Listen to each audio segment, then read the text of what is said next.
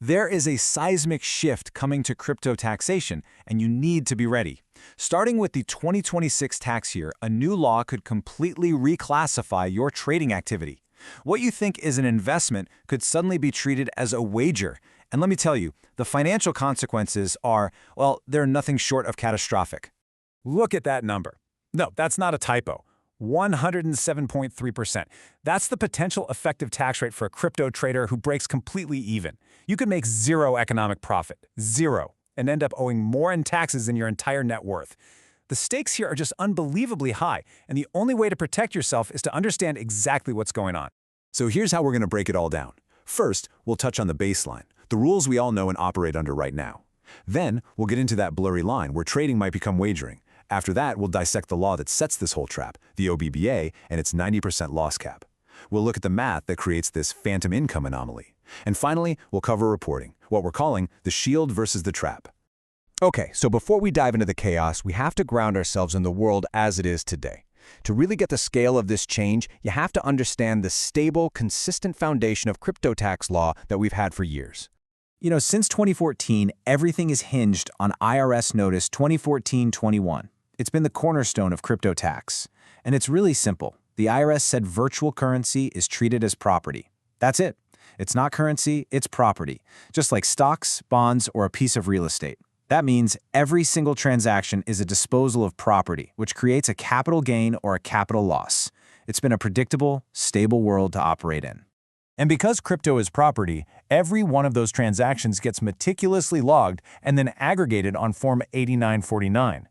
Now, for this whole explainer, I want you to think of Form 8949 as the shield. It is, without a doubt, your single most important line of defense.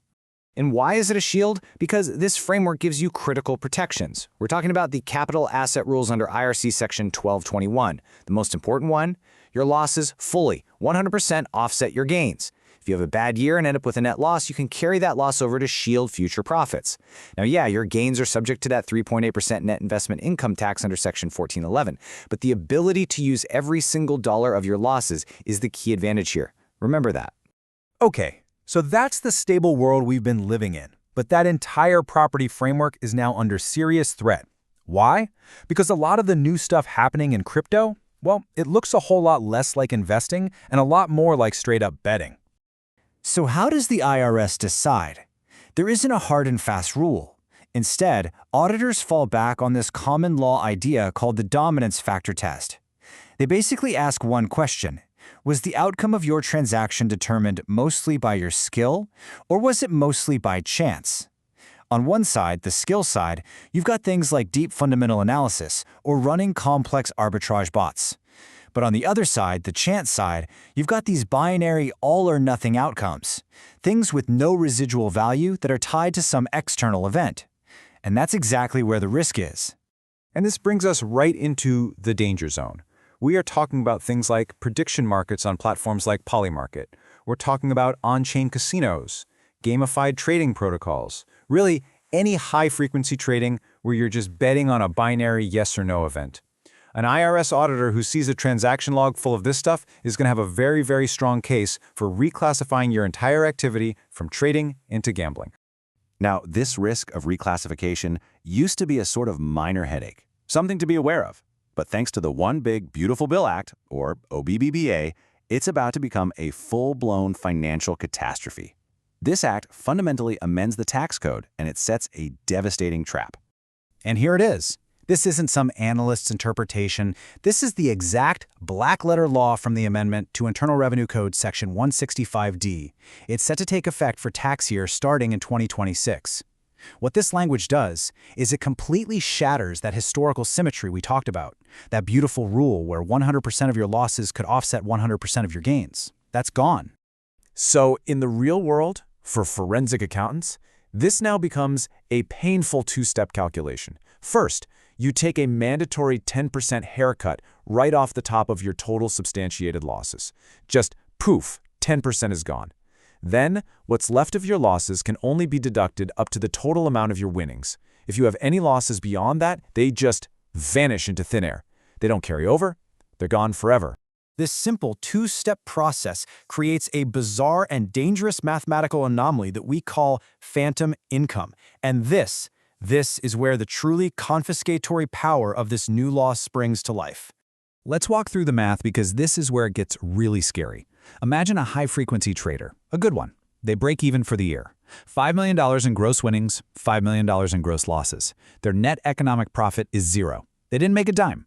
Under the old law, their taxable income is also zero. Makes sense, right? But now, under the new OBBA rules, their deductible losses are capped at 90%, so only $4.5 million of their $5 million in losses can be deducted.